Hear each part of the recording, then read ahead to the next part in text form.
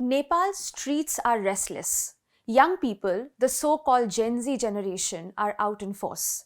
Triggered by a sweeping social media ban, fueled by unemployment, inflation and frustration with corruption, they have disrupted not only Kathmandu's political order, but also the lifelines of business and trade.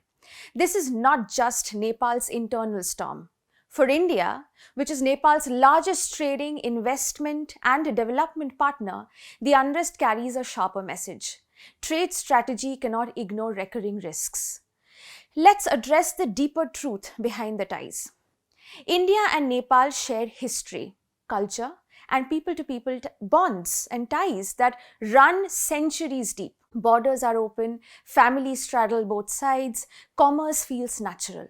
But beneath those impressive statistics lies a troubling imbalance: Nepal's persistent trade deficit with India. The challenge for New Delhi isn't just about adjusting numbers on a balance sheet.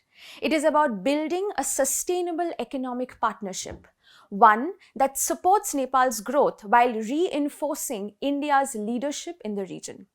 And the way forward is clear: resilience. Diversified supply chains, robust infrastructure, inclusive growth. If we embed resilience into our trade, bilateral commerce can withstand turbulence, whether political unrest, digital shutdowns, or external shocks. Now the question arises, how does the current trade picture look like? Let's look at the data. In 2022-23, India-Nepal merchandise trade reached 1,134.53 billion Nepalese rupee. Nepal imported goods worth 1,028 billion NPR and exported just 107 billion NPR. India alone accounted for approximately 64.1% of Nepal's total trade volume. That is dominance. By the first half of 2024 to 2025, Nepal's trade deficit with India had already hit an NPR of 237.45 billion. For the full year of 2023-24, Nepal imported nearly 996.7 billion NPR worth of Indian goods while exporting only 103.2 billion NPR.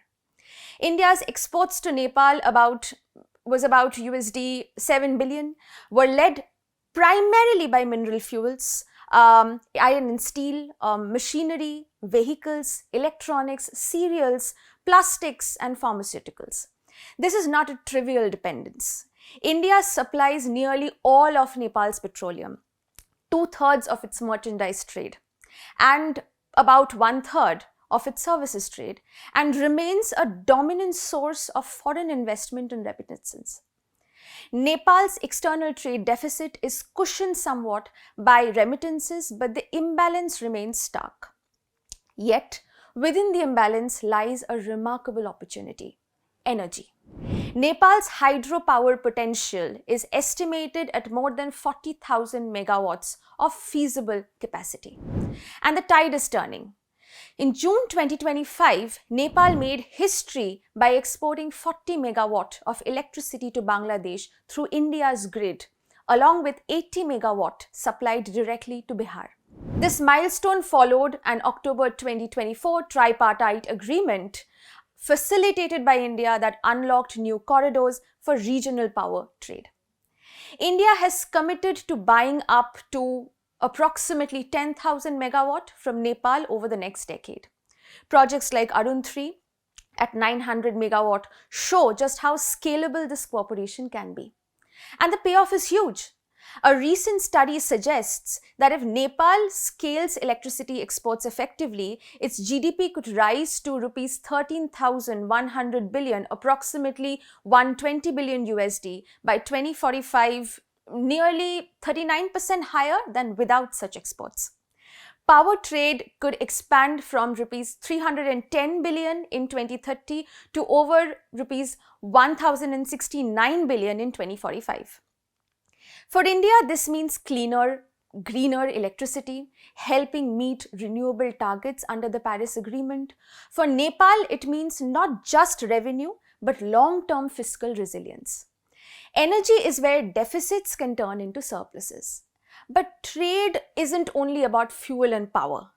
The protests reveal another fault line: digital disruption. When Facebook, WhatsApp, and other platforms were blocked, Nepal's MSMEs, exporters, and entrepreneurs lost essential marketing and communication tools. Deals stalled, orders couldn't be confirmed, products couldn't be promoted. The ban has since been lifted, but the lesson remains clear. In the 21st century, trade depends as much on digital corridors as on highways and transmission lines. If the 20th century was about laying roads and power grids, the 21st is about safeguarding data flows, digital freedom, reliable internet, and cross-border e-commerce. For India and Nepal, that means putting digital resilience into trade policy, because the same young people leading today's protests are also tomorrow's digital entrepreneurs. For this vision to become reality, persistent challenges must be confronted. First, structural dependence. Nepal's reliance on Indian imports, for instance, petroleum, cereals, machinery, makes its economy vulnerable to shocks, whether global or bilateral. Number two, infrastructure deficit. Nepal lacks high-capacity transmission lines, efficient logistics corridors, and integrated border facilities. Current capacity cannot yet support the 10,000 megawatt of power trade.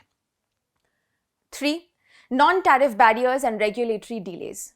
Customs inefficiencies, slow testing, poor data sharing, these hinder exports. For small Nepali producers in agriculture, handicrafts, or textiles, the hurdles can be crippling. So how do India and Nepal move from dependence to a shared prosperity? Would be a question in all of our minds. Building a regional energy ecosystem would be the first one to go. Fast-track interconnections, enable two-way power flows, introduce dynamic electricity pricing, combine mega projects like Arun 3 with medium and decentralized renewables. The second would be promoting industrial integration. Establish cross-border special economic zones in agro-processing, textiles, renewable equipment. Shift Nepal from raw exports to value-added goods. Giving Indian firms the access to competitive inputs would be the way to go. The third point would be digitizing trade flows. Create a digital trade corridor. Automate customs, recognize standards mutually, enable Nepali MSMEs to sell directly to Indian consumers. Next, facilitate investment and mobility. Simplify visas, offer targeted tax breaks, develop joint financing, deepen cooperation in tourism, IT, and education. And then, building green and inclusive value chains. Expand industries like bamboo, jute, handicrafts, solar panels, and batteries. Link Nepali producers with Indian producers to multiply incomes at the grassroots. India-Nepal trade is often reduced to deficits and dependence. But the true story is one of transformation waiting to happen. Hydropower can rewrite Nepal's economic future. Industrial integration can create cross-border jobs. Digitization can make the trade corridor as seamless as the cultural one. These Gen Z protests remind us that infrastructure alone isn't enough. Trade must also have social legitimacy, youth engagement, and digital trust. If India and Nepal treat today's unrest as a catalyst, they can design a partnership defined not just by blockades and blackouts, but by resilience, inclusivity, and vision. The next chapter of India-Nepal trade should be remembered as the moment dependence gave way to shared prosperity, and the two nations came together and shaped the future of South Asia.